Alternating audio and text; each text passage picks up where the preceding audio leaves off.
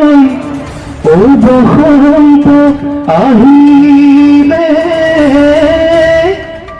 ও গছে বনে হলা লৈ পাত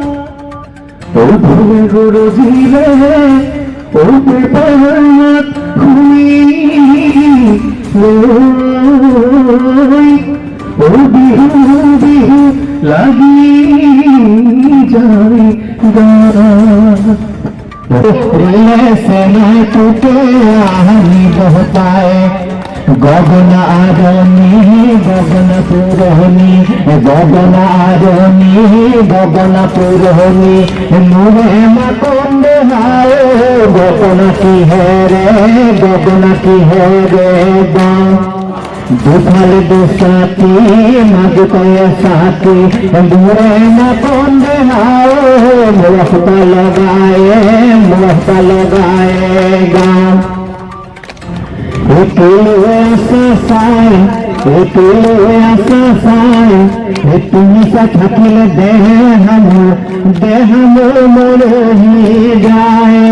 सेनाए रे बेजारो तो हो माए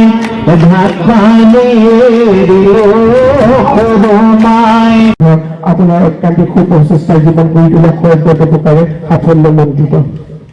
আপোনাৰ অনাগত দিনবোৰ সুখ শান্তি আৰু সমৃদ্ধিৰে ভৰি পৰে আদৰি ধৰি আনন্দময় সন্মুখ এই কামনা কৰিলো শ্ৰদ্ধাৰে কাব্যশ্ৰী গোস্বামী সভাপতি তুষাৰঞ্জন শৰ্মা আৰু পাইথনময় প্ৰদান কৰিবলৈ সাংস্কৃতিক সম্পাদক পাৰ্থ প্ৰতিম ডেকাক অনুৰোধ জনাইছো অঞ্চলৰ এই প্ৰথমবাৰৰ কাৰণে বহাগ বিহু উৎসৱ উদযাপন কৰিছে কিন্তু এই প্ৰথম বছৰতে তেওঁলোকে যিটো পৰিসৰত বা যেনেধৰণে আমাৰ অসমীয়া সংস্কৃতি পৰম্পৰা ৰক্ষা কৰি বিহুটো উদযাপন কৰিছে আৰু গোটেই অঞ্চলৰ পৰা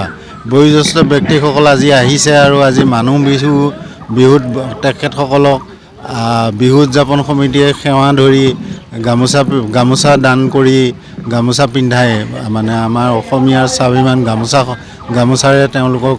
অভ্যৰ্থনা জনায় যি পৰম্পৰা মানে নিদৰ্শন তেওঁলোকে দাঙি ধৰিলে তাত সঁচাকৈয়ে মই আপ্লুত হৈছোঁ আৰু এনেধৰণৰ পৰম্পৰাই আমাৰ অসমীয়া সংস্কৃতি বহাগ বিহু প্ৰকৃত বহাগ বিহুৰ যিটো পৰম্পৰা তালৈ আমাক ঘূৰাই লৈ গৈছে বুলি মই অনুভৱ কৰোঁ জুবিন গাৰ্গ বিহীন বহাগ এবাৰ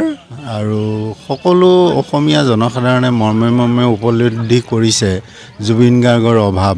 আৰু জুবিন গাৰ্গৰ ন্যায় পালেও ন্যায়টো যদি প্ৰকৃত ন্যায় আমাৰ অসমবাসীয়ে পায় তথাপিও অসমৰ ৰাইজে যথেষ্ট